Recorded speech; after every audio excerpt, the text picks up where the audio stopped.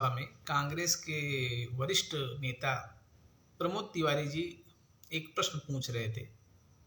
उन्होंने कहा, माननीय सभापति महोदय, भारत से लंदन जाने में, मतलब आप मुंबई से या दिल्ली से जाना चाहते हैं, लंदन के जो किराया है वो 24,000 है इकोनॉमी क्लास में।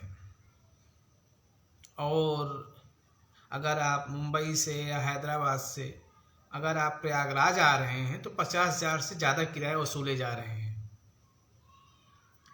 अगर आप भारत से लंदन जाना चाहते हैं जिसकी दूरी बहुत ज़्यादा है तो किराया 25,000 है। और अगर आप भारत के एक शहर से दूसरे शहर में आ रहे हैं तो 50,000 से ज़्यादा किराया है। हैदराबाद से, मुंबई से, आप कहीं से भी अगर आ रहे हैं तो किराया बहुत ज़्यादा बढ़ चुका है। तब सभापति महोदय धनखड़ साहब बोले कि किस समय? तो तिवारी जी ने कहा कि माननीय सभापति महोदय, इस महाकुंभ में।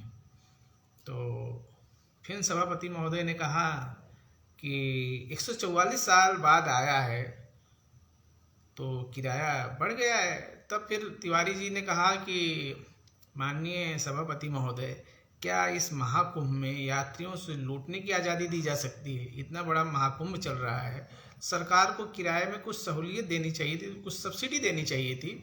सरकार लूट रही क्या? 144 साल बाद अगर महाकुंभ आया है तो क्या लूटने की आज़ादी हो गई है? तब फिर सभापति महोदय ने कहा कि आप माननीय मंत्री जी से प्रश्न पूछें। तो तिवारी जी ने माननीय मंत्री जी से पूछा कि क्या भारत सरकार जो बढ़े हुए किराए हैं इस पर कुछ रियायत देगी, क्या कुछ सब्सिडी देगी? वैसे लोग जब यात्रा पे जाते थे तो पहले लोग सहायता करते थे, लेकिन इस समय तो हवाई यात्रा में जो आसमान, उसके जो किराए हैं वो आसमान में, तो फिलहाल हवाई यात्रा आसमान में होती है, लेकिन उसके जो किराए हो तो एकदम अंतरिक्ष में पहुंच गए हैं, आकाश से बाहर चले गए हैं।